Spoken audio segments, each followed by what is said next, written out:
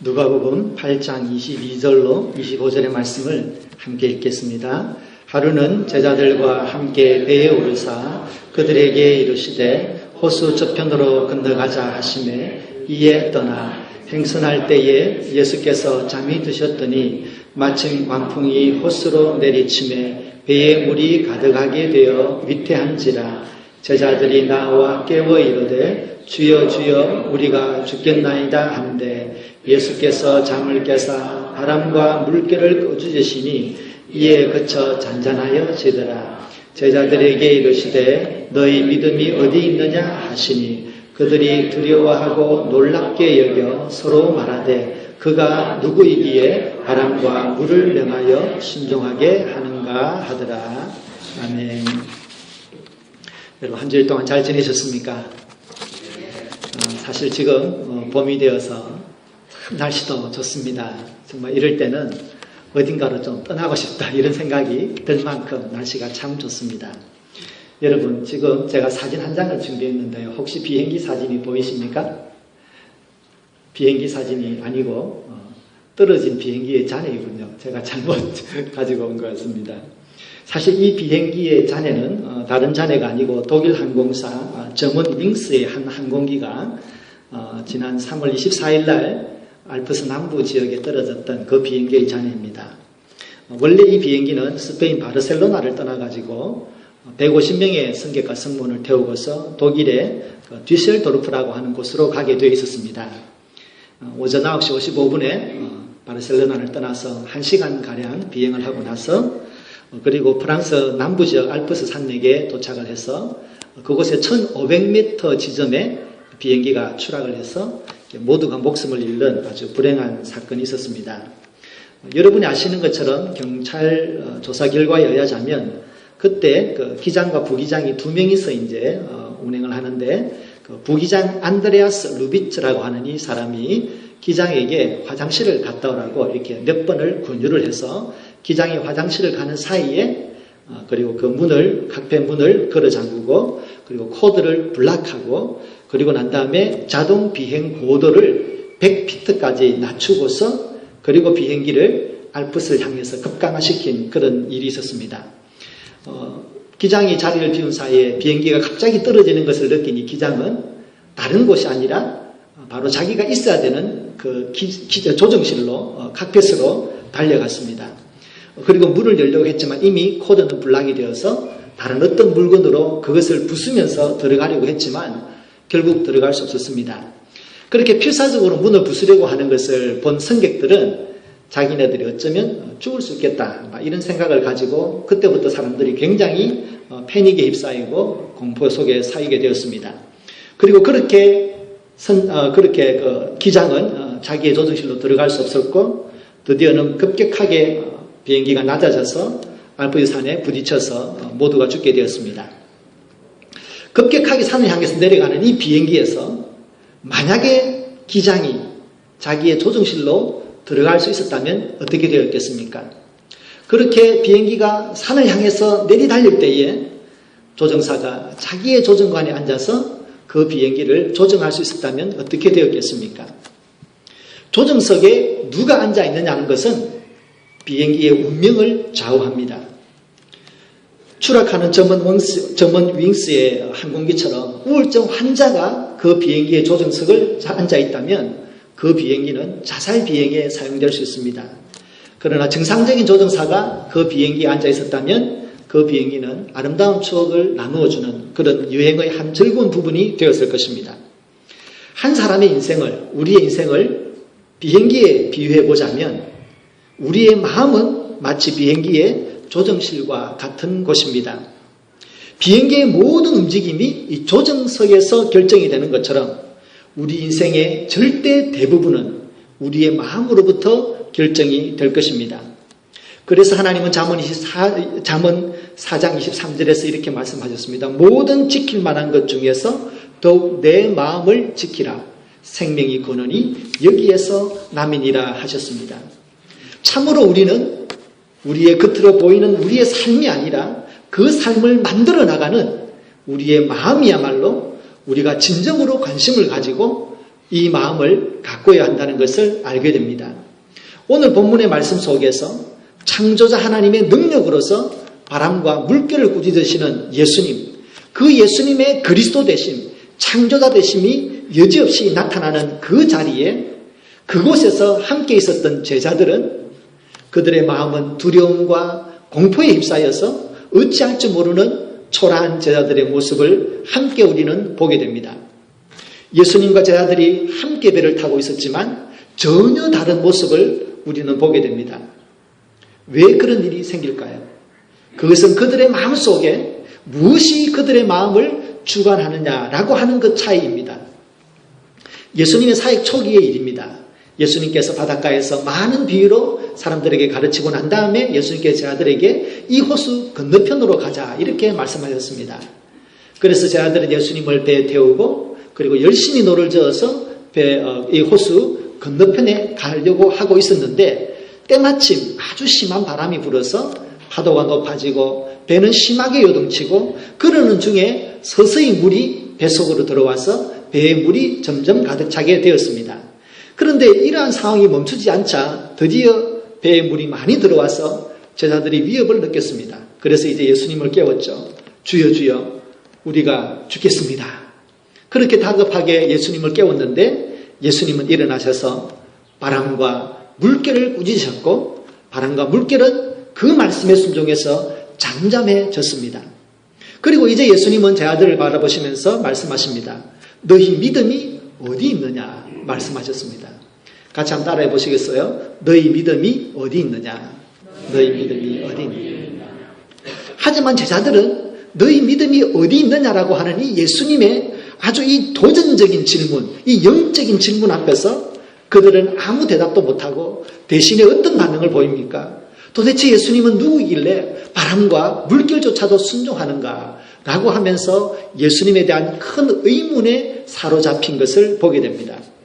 사실 초자연적인 기적을 경험한 제자들이 예수님을 바라보면서 해야 될 반응으로서는 참 시원치 않은 반응입니다. 그래서 우리는 왜 그들이 이렇게 예수님의 질문에 제대로 대답도 못하고 그 사건 속에서 믿음 없는 반응을 보이는가 한번 이렇게 생각해 보게 됩니다. 24절에 보면 이렇게 이야기가 되어 있어요. 주여 주여 우리가 죽겠습니다. 이렇게 표현되어 있는데 여기서 주여 주여 하는 부분을 성경에서 보면은 영어로 주여라고 하는 표현이 영어로는 뭐죠? 로드잖아요. 근데 영어 성경에 보면 로드가 아니라 거기에는 메스터로 되어 있습니다.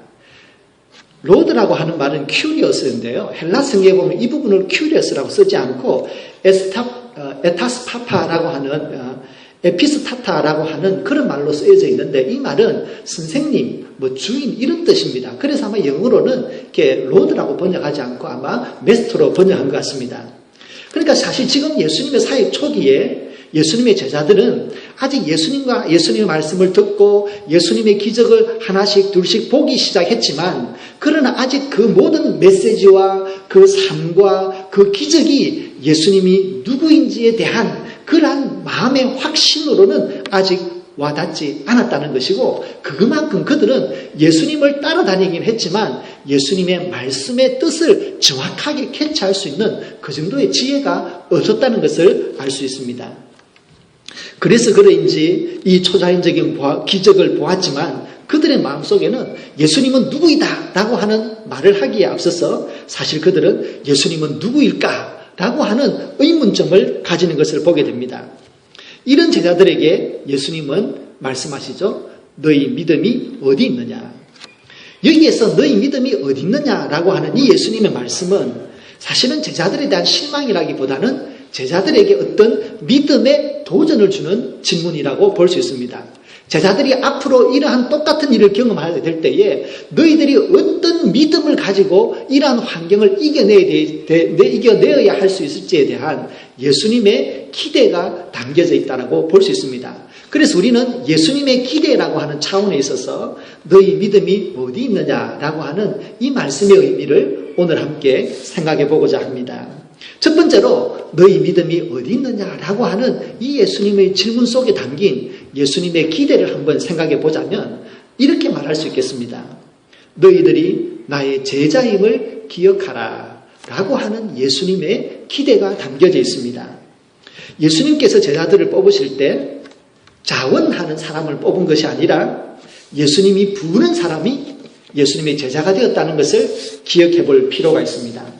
예수님 시대에 예루살렘에는 많은 랍비들과 율법의 교사들이 있었고 사람들은 자기 돈을 들여서라도 그 랍비들과 율법의 선생님들 밑에서 율법을 배우고 잘 훈련받기를 원했습니다. 그래서 많은 사람들이 그 시대에는 율법을 배우면서 하나님 앞에 훈련된 사람이 많았지만 예수님은 그들을 부르지 않았습니다. 대신 예수님은 하나님께서 하나님의 말씀도 훈련되지 못하고 그저 생선 냄새가 많이 있고 그저 거칠게 살아온 그런 사람들을 예수님은 자기의 제자로 부르셨습니다. 예수님의 제자는 예수님의 부름받은 사람입니다. 우리가 이것을 한번 잘 생각해 볼 필요가 있습니다. 그러면 여러분, 지원받은 사람과 지원한 사람과 불림은 받은 사람의 차이가 무엇일까요? 지원한 사람은 예수님에게서 말씀도 배우고 가르침을 받고 기적도 배우고 어떻게 살아야 할지 모든 것을 배울 것입니다. 지원을 했기 때문에 더 적극적으로 배우려 할 것입니다. 그리고 나면 그는 예수님에게서 배운 것을 가지고서 자기가 무엇을 할지를 아마 생각할 것입니다. 그래서 자기는 어떤 사람들은 내가 잘 배웠으니까 예루살렘에서 예수교회 1호점, 나는 베들레헴에서 예수교회 2호점 이렇게 아마 그렇게 자기 나름대로의 계획을 펼쳐나갈지도 모릅니다. 그런데 부름을 받았다, 불림을 받았다라고 하는 것을 보면 그것과 정반대입니다. 불림을 받은 사람은 우선 자기를 부른 예수님을 바라보아야 됩니다. 자기가 무엇을 원하는지보다 자기를 부르신 예수님이 누구인지를 먼저 생각하고 예수님이 무엇을 원하는지를 생각해야 될 필요가 있습니다. 그래서 예수님은 자기를 먼저 바라보는 사람을 제자로 삼기 위해서 예수님은 자원하는 사람이 아니라 예수님께서 부른 사람, 그 부름에 순종하고 온 사람을 예수님의 제자로 삼으셨습니다. 그런 차원에서인지도 모르지만 예수님의 제자들 대부분은 세상적으로 그렇게 훌륭한 사람들, 많이 배운 사람들이 없었습니다. 그래서 자기 혼자서 무슨 계획을 세워가지고 예수님 내가 이런 계획 세웠으니까 나에게 이러한 지식을 가르쳐 주십시오. 이렇게 한 사람은 아무도 없습니다. 그들은 3년을 그저 우직하게 따라다녔던 사람입니다. 사실 옆에서 바라보자면 그 3년 동안의 발전이 참 더딘 사람이었습니다. 그래서 그들은 오히려 예수님으로 하여금 더 곤란에 빠지게 하는 경우도 많았습니다. 그처럼 예수님은 자원하는 스마트한 사람을 뽑은 것이 아니라 우직해 보이지만 예수님에게 초점을 맞출 수 있는 그런 사람을 뽑았던 것입니다. 지금 제자들과 예수님이 탄 데는 심한 바람과 높은 파도로 인해서 물이 점점 차오르고 있습니다. 그때 예수님께서 말씀하셨습니다. 너희 믿음이 어디에 있느냐? 이 말씀을 하실 때에 예수님께서 제자들을 바라보시면서 기대하셨던 것이 무엇일까요? 내가 너희를 불렀단다. 너희는 나를 보아라. 그렇게 마음속으로 기대하셨을 것입니다. 지금 눈앞에는 바람이 불고 파도가 높고 배는 일렁이고 그러면서 물이 점점 차오릅니다. 그러나 그러한 어려움 속에서도 예수님은 흔들리는 배 속에서 물이 차오르는 배 위에서 예수님은 고요히 잠을 주무시고 계셨습니다. 그들이 보아야 될 것은 믿음을 가지고 예수님을 보아야 했던 것입니다. 왜냐하면 그들은 예수님의 부름을 받은 제자들이기 때문입니다. 믿음이 무엇입니까? 믿음은 어떤 상황 속에서 내가 무엇을 바라봐야 될지에 대한 마음의 성향을, 마음의 방향을 결정하는 것입니다. 어려울 때에 우리가 파도를 바라볼 것이고 파도를 바라보고 물이 차오르는 배를 바라보고 절망을 바라볼 것인지 아니면 그 가운데 함께 하시는 고요히 계신 예수님을 바라보아야 될지를 결정하는 그 방향이 바로 믿음에 있는 것입니다. 그러므로 예수님은 자기를 바라보는 제자들을 뽑으시고 믿음으로 예수님을 바라볼 것을 기대하셨습니다. 그러므로 제자들에게 물으셨죠. 너희 믿음이 어디 있느냐? 우리가 살아가면서 우리는 인생의 수많은 종류의 크고 작은 파도를 만날 것입니다. 그것은 직업에서 일어나는 파도일 수도 있고 가정에서 일어나는 파도일 수도 있고 그리고 우리가 뜻하지 아니하는 여러 가지 알 수 없는 일들로 인해서 예상하지 못한 많은 일들로 인해서 불안한 마음들이 우리의 가슴을 가득 채울 때가 있을 것입니다. 걱정과 불안이 우리의 마음을 가득 찰 때가 있을 것입니다. 그 순간 우리는 예수님의 말씀을 기억해야 합니다. 너희 믿음이 어디 있느냐? 예, 예수님, 저는 파도와 물길을 보는 대신 나를 부르신 예수님을 바라보겠습니다. 할렐루야. 우리가 어려울 때마다 우리는 믿음이 주관하는 마음을 가져야겠습니다. 그래서 환난과 파도와 물길을 볼 것이 아니라 우리와 함께 하시며 고요하게 우리와 동행하시는 예수님을 바라보는 믿음의 사람이 되기를 주님의 이름으로 부탁드립니다. 히브리서 11장에 보면 많은 사람들이 믿음의 박해를 이겨낸 믿음의 사람들을 이야기합니다.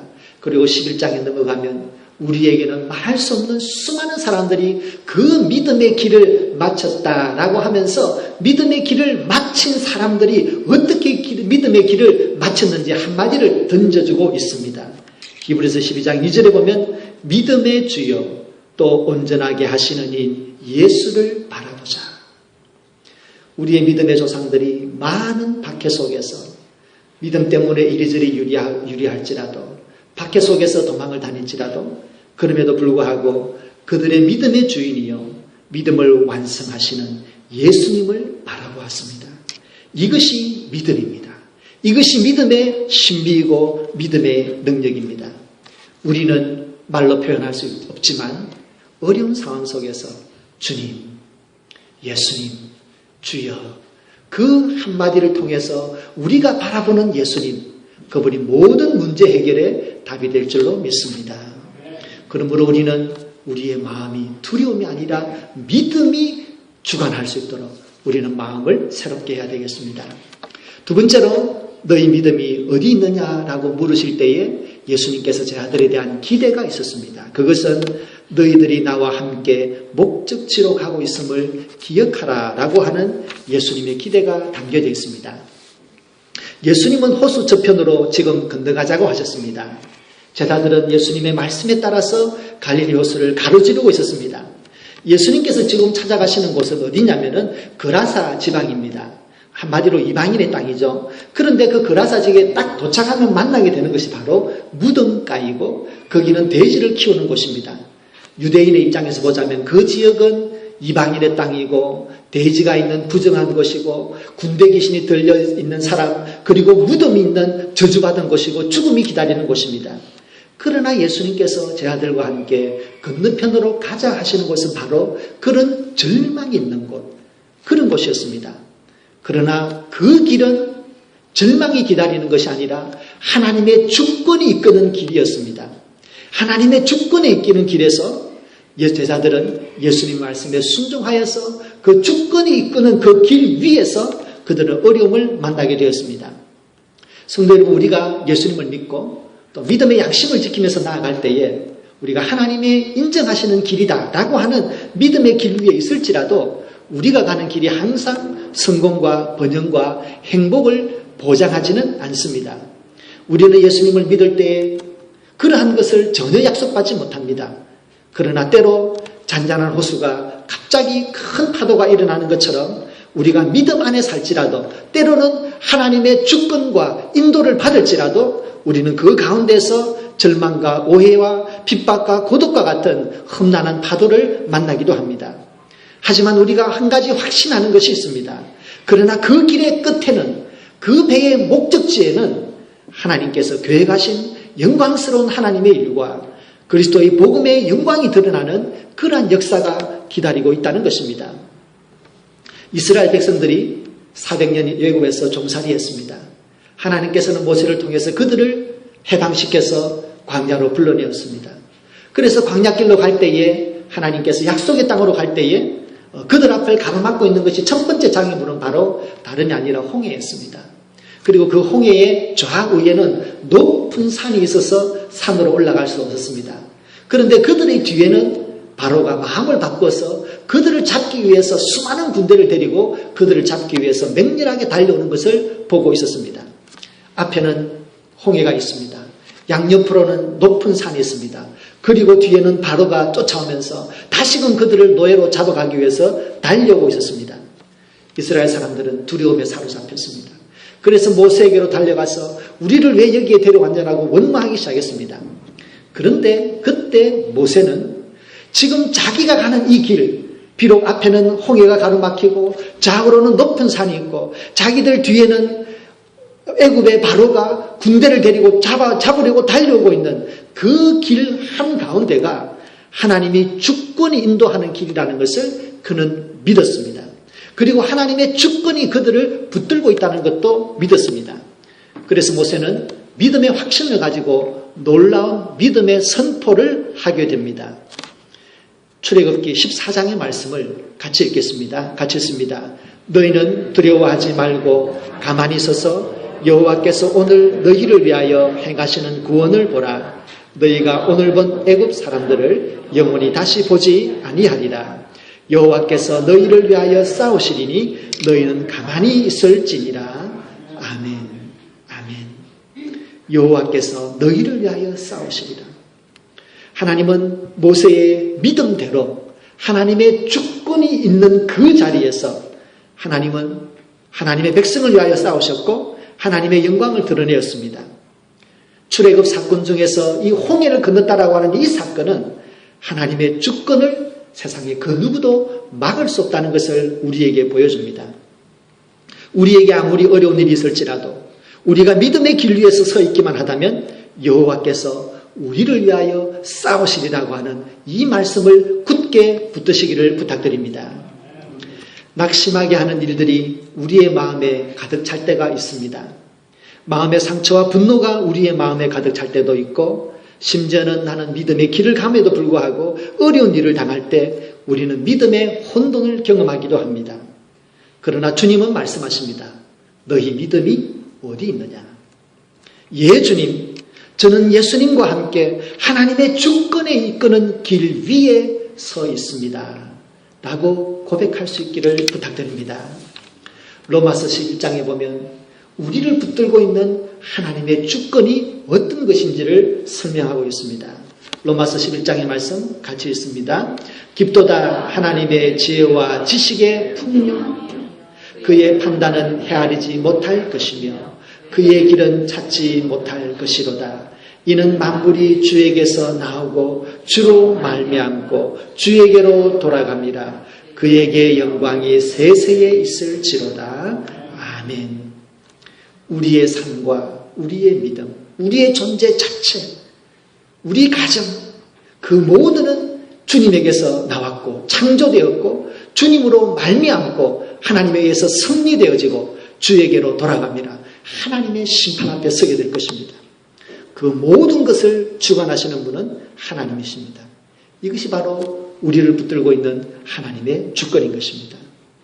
우리의 인생의 조정실에 이 마음을 믿음이 주관하게 하십시오. 그리하여 하나님께서 기뻐하시는 믿음의 길 위에서 우리 자신의 모든 것을 선택하십시다. 상한 마음의 상처가 우리의 마음을 주관하지 못하게 합시다. 바쁜 생활의 습관들이 우리의 마음을 주관하지 못하게 합시다. 과거에 이루지 못한 그런 꿈들 때문에, 아쉬움 때문에 우리의 마음이 주관되지 않도록 합시다. 분노와 불안과 같은 모든 부정적인 감정들이 우리의 마음을 주관하지 못하게 합시다. 대신에 우리를 부르시고 우리와 함께 하시는 예수님을 바라보면서 예수님과 함께 걸어가는 이 믿음의 길이 하나님의 강력한 주권 속에 있으며 그 주권이 이끄는 길 위에서 우리가 어떤 일을 만날지라도 하나님께서 우리를 위하여 싸우시는 하나님의 절대적인 주권을 믿으십시다. 그래서 우리가 하나님 앞에 섰을 때 하나님, 나는 예수님 바라보면서 내 마음속에 믿음이 주관하는 삶을 살았습니다. 라고 고백하는 주의 귀한 백성들이 되기를 예수님 이름으로 부탁드립니다. 기도드리겠습니다. 하나님 아버지, 감사합니다. 우리의 삶이 여러 가지 문제로 인하여 흔들릴 때에 우리를 떠나지 아니하시고 우리의 마음의 가장 깊숙한 곳에 동행하시며 세미한 음성으로 우리를 인도하여 주시며 마땅히 믿음의 길을 가도록 우리에게 믿음의 지혜와 생각을 심어주심을 감사합니다. 어려울 때마다 너희의 믿음이 어디 있느냐는 주님의 말씀을 마음속에 새기고 우리를 부르신 주님, 그 주님을 바라보며 믿음의 길을 끝까지 갈 수 있도록 도와주시옵소서. 우리가 세상에 살면서 세상에 대한 욕심들이 우리의 마음을 좌우하지 못하게 도와주십시오. 성령 하나님께서 우리에게 분별력을 허락하여 주셔서 우리의 믿음을 해치는 모든 부정적인 생각이 우리의 마음을 좌우하지 못하도록 도와주십시오. 오직 주님에 대한 헌신된 마음, 사랑하는 마음, 믿음 안에 서고자 하는 귀한 마음들이 우리의 마음을 좌우하게 하셔서 끝까지 믿음의 길 위에서 하나님을 만날 수 있도록 도와주시옵소서. 우리를 잊게 하시며 우리를 살아가게 하시며 마지막 하나님 앞에 우리를 세우실 하나님의 주권을 찬양합니다. 우리 교회와 우리의 삶을 통하여 오직 하나님만이 영광받아 주시옵소서. 예수님의 이름으로 기도드립니다. 아멘.